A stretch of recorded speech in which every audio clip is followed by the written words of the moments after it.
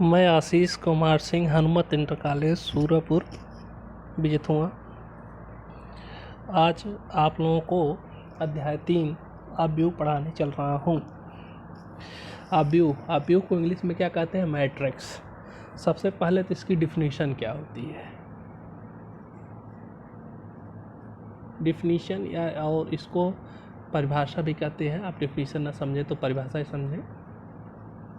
जैसे मतलब एक तरह से कह सकते हैं कि आव्यूह होता क्या है। देखिए, यम और यन संख्याओं के समुच्चय को क्या यम यन संख्याओं के समुच्चय को जब यम पंक्तियों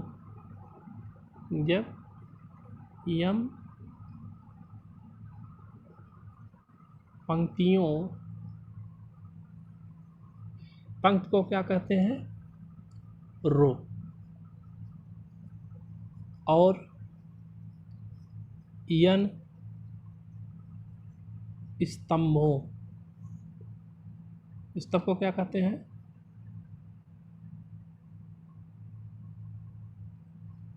कॉलम। क्या कहते हैं स्तंभ को? कॉलम। अब इसमें क्या होता है, यम संख्याओं का समुच्चय होता है जिसमें यम जो होती है तुम्हारी क्या होती है? पंक्ति होती है, और यन क्या होता है? स्तंभ होता है वाली आयताकार सारणी के रूप में व्यवस्थित आयताकार सारणी के रूप में व्यवस्थित किया जाता है।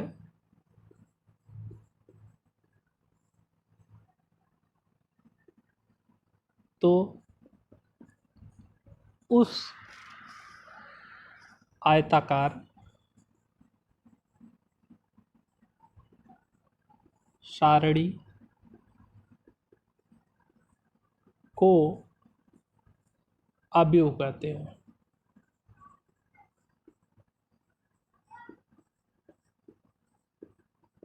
देखिए, यम यन रहेगा एक, जिसमें यम पंक्ति होगी।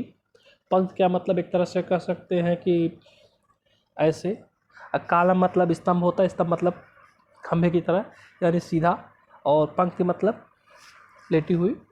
तो कालम और यम पंक्तियों की संख्या होगी, यन स्तंभों की संख्या होगी, और वो एक आयताकार सारणी में व्यक्त की जाएगी। इसमें पंक्तियों की संख्या स्तंभों की संख्या से अधिक हो सकती है, या स्तंभों की संख्या अधिक हो सकती है। ठीक है, उसको क्या कहेंगे हम लोग? आव्यूह कहेंगे। इसे या इसके अवयवों को, इसे मत लिखो, इसके अवयवों को बड़ा ब्रैकेट तुम लोग जानते ही होगे, आप सभी लोग, बड़ा ब्रैकेट या फिर इस तरह से ब्रैकेट इसका रहेगा, इसके मध्य इसके अवयवों को हम लिखते हैं। ठीक है, अब कहते हैं आव्यूह का क्रम। परिभाषा होती है क्या? आव्यूह का क्रम, ऑर्डर ऑफ मैट्रिक्स। ठीक है, ऑर्डर ऑफ मैट्रिक्स। देखिए, ऑर्डर का मतलब क्या होता है कि किस क्रम में उसको व्यवस्थित किया गया है, यानी उसमें पंक्तियों की संख्या कितनी है और स्तंभों की संख्या कितनी है, उसे उसका क्या कहेंगे? ऑर्डर कहेंगे। जैसे देखो, यहाँ पर हम लिख रहे हैं, यदि किसी आव्यूह में यम पंक्ति और यन स्तंभ हो तो उस अवयव का क्रम यम गुणे यन होता है। एक तरह से आप समझ सकते हैं कि पंक्ति गुणे स्तंभ, जैसे कि दो पंक्ति दी हुई है और तीन स्तंभ दिया हो तो उसका क्रम हो जाएगा 2 गुणे 3। गुणे का चिन्ह इंटू लगेगा, लेकिन कभी भी गुणा मत करना। अगर गुणा आप करते हैं तो उसकी कोट जो है सही नहीं मानी जाएगी। जैसे 3 गुणे 2 हो सकता है, कोट हो, लेकिन उसका क्रम हो। लेकिन अगर 3 दूनी 6 आप करते हैं तो तत्काल ही वो कोट क्या हो जाएगी, आपकी गलत हो जाएगी। अब देखिए हमारे 2 चीज़ें क्लियर हुई, ठीक है। तीसरी चीज़ लिखिए निरूपण। निरूपण का मतलब इसको प्रदर्शित कैसे करते हैं, चलिए निरूपण पे भी आते हैं। निरूपण इसका है, प्रेजेंटेशन इसका, इसको प्रेजेंट कैसे करते हैं। ए का व्यू है, इसके अवयव क्या है, A11, A12, A13, A21, A22, A23, A31, A32, A33, ठीक है। अब देखो यहाँ पे हुआ क्या कि एक इस पे देखो पंक्ति, इसमें हम आपको बताते हैं ये चीज़ इसकी पंक्ति है, क्या है, ये रो है। रो कहेंगे तो रो का मतलब होता है कि उसके उस पंक्ति के तीनों अवयव, ठीक है। इसको R1 भी कहते हैं, जैसे पहली, और इसे क्या कहते हैं, R1, ठीक। इसी हिसाब से दूसरा रो हो जाएगा रो R2, तीसरा रो हो जाएगा रो R3। अब तीसरी ये देखिए, अगर इसको हम ऐसे लेते हैं, कैसे, ऊपर से नीचे की तरफ, ते हो जाएगा कॉलम, क्या हो जाएगा, कॉलम। इसको कहेंगे C1, इस कॉलम को कहेंगे C2, इस कॉलम को कहेंगे C3, या स्तंभ आप कह सकते हैं, ठीक है। अब हमारा हो गया पंक्ति कॉलम। अब कहते हैं A11, A12, A13 हम क्यों लेते हैं, देखो A11 का मतलब होता है पहली पंक्ति का पहला अवयव, पहली पंक्ति का पहला अवयव, या पहले स्तंभ का पहला अवयव, पहली पंक्ति का दूसरा अवयव, पहली पंक्ति का तीसरा अवयव, या दूसरी पंक्ति का पहला अवयव, तीसरी पंक्ति का, या स्तंभ या पंक्ति में आप उसको पढ़ सकते हैं, ठीक है। अब हमारा निरूपण हमारा हो गया। ए यम का 3x3 क्या है, कितने का है, क्योंकि देखिए 1 2 3, 3 रो हो गए, 3 स्तंभ हो गए, तो हमारा क्या हो गया, 3 गुणे 3 क्रॉस हो गया। अब चलिए इसका क्रम क्या है, A is equal to AIJ, ते हो जाएगा तुम्हारा M क्रॉस N, जहाँ या where M is equal to 1 2 3 dot dot dot, और N इज इक्वल टू हो जाएगा 1 2 3 डॉट डॉट डॉट IJ, ठीक है। मतलब M का मान I वाले में और J का मान उसमें। अब हम अवयवों के प्रकार देखेंगे, क्या देखेंगे, अवयवों के प्रकार। तो अवयवों के प्रकार, ठीक। अब ये चीज़ है, इसको कहते हैं इंग्लिश में type of matrix, type of matrix, ठीक। अब देखिए इसमें पहला एक होता है क्षैतिज, एक होता है ऊर्ध्वाधर। तो पहला हम इसमें क्या लिखेंगे, फर्स्ट हम लिखेंगे क्षैतिज।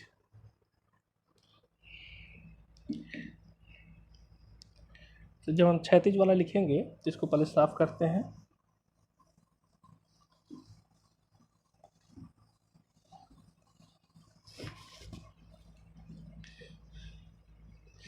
फर्स्ट हमारा क्या है, क्षैतिज।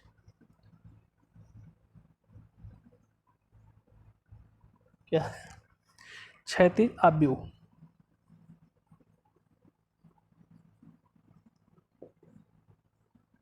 ये हमारा पहला टाइप इसका है। इसमें क्या होता है, ऐसा अवयव जिसमें पंक्तियों की संख्या स्तंभों की संख्या से कम होती है। ठीक है, क्या होता है, ऐसा अवयव जिसमें पंक्तियों की संख्या स्तंभों की संख्या से कम होती है। अब समझिए आप लोग, ऐसा भी उसमें हम लेंगे जिसमें पंक्ति जो है कम होगी और स्तंभ क्या होंगे, ज़्यादा होंगे। जैसे ले लिए 2, 3, 4, 1, 6, 7। चलिए इस पे देखिए, हमारे पंक्ति कितनी है, 1, 2, और स्तंभ कितने हैं, 1, 2, 3। यानी ये क्या हो गया, हमारा क्षैतिज अवयव हो गया। ठीक है, जब क्षैतिज अवयव हो गया, अब हम चलेंगे ऊर्ध्वाधर पे।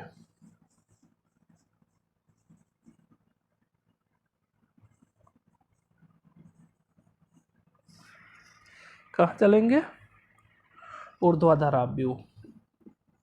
इसका सीधा सीधा उल्टा है। क्या है, सीधा उल्टा है। इसमें क्या होता है कि तुम्हारा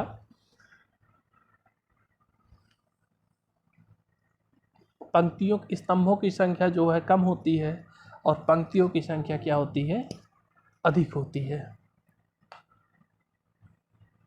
क्या होता है, पंक्तियों की संख्या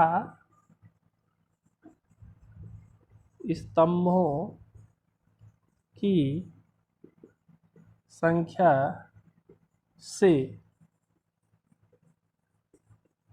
अधिक होती है। तो यहाँ पे अब हम क्या करेंगे, इस स्थिति में हमारी पंक्तियों की संख्या क्या होगी, स्तंभों की संख्या से अधिक हो जाएगी। तो जैसे ऊपर हमने आप लोगों को दिखाया है, ए बराबर 2, 3, 4 और 1, 6 और 7। तो अब हमारा यहाँ पे क्या हो जाएगा, एक तरह से चाहो तो उसे पलट कर लिख दो। जैसे जो स्तंभ है उसको पंक्ति कर दो और जो पंक्ति है उसको आप लोग क्या कर सकते हैं, स्तंभ कर सकते हैं। ठीक है, जैसे फॉर एग्जाम्पल में क्या आ रहा है, देखिए एज इक्वल टू 2, 3, 4, 1, 6, 7। यहाँ पे पंक्ति तुम्हारी कितनी हो गई, 3, और स्तंभ कितना हो गया, 2। इसको हम क्या कहेंगे, ऊर्ध्वाधर। ठीक है, अब ये हमारा हो गया ऊर्ध्वाधर। अब कुछ चीज़ें हमारी और बचती हैं, जैसे कि ये तो पंक्ति हो गया, एक ऊर्ध्वाधर हो गया। अभी टाइप्स इसके बचे हुए हैं कई। ठीक, अब हमारा आता है वर्गाव्यूह।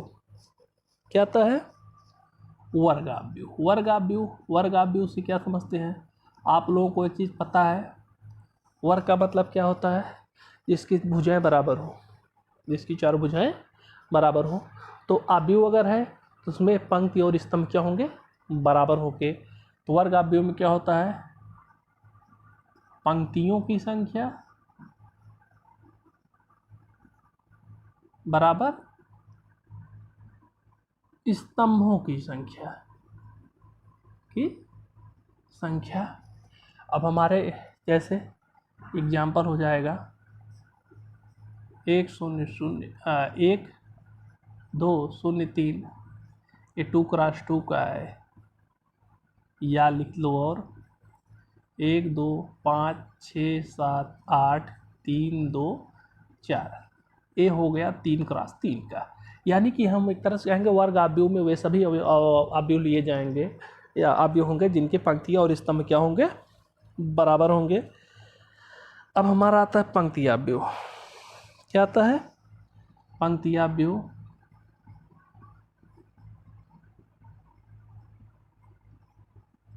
देखो इसमें पंक्ति या व्यूह में क्या होता है, इसमें पंक्ति एक होती है, स्तंभ चाहे जितना हो, केवल एक पंक्ति होती है, चाहे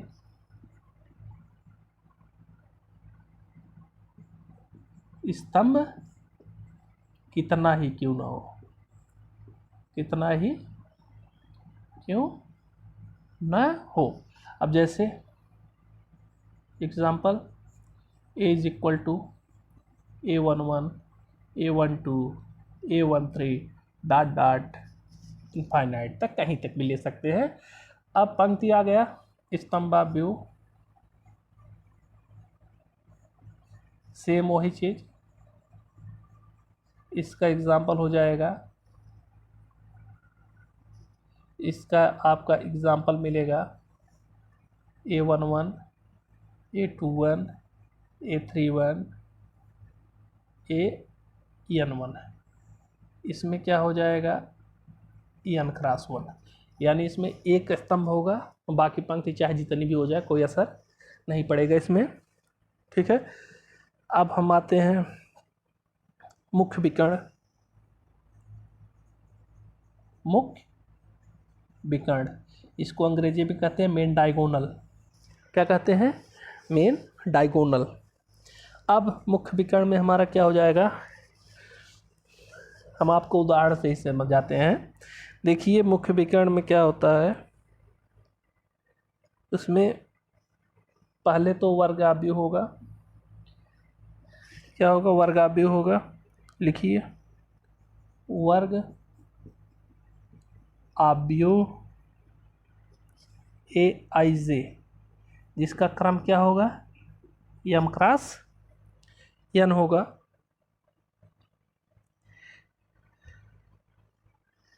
के वे अवयव, के वे अवयव जिनमें I बराबर J, I बराबर J है, विकर्ण आव्यूह कहलाता है।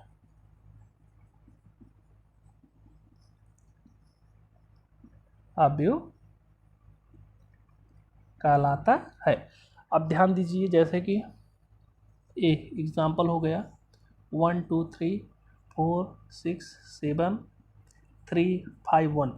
ध्यान दीजिए, हम शुरू में परिभाषा में लिखवाए थे, यहाँ A11 था, A12 था, A23 था, तो यहाँ पे A11 था, यहाँ पे A22 था, यहाँ पे A33 था, तो इसे क्या कहेंगे? Main diagonal. क्या कहेंगे? ये हमारा क्या हो जाएगा? मुख्य विकर्ण। ठीक है, ओके। आगे की परिभाषाएं हम कल आपको बताएंगे, इतना आप तैयार करिए। धन्यवाद।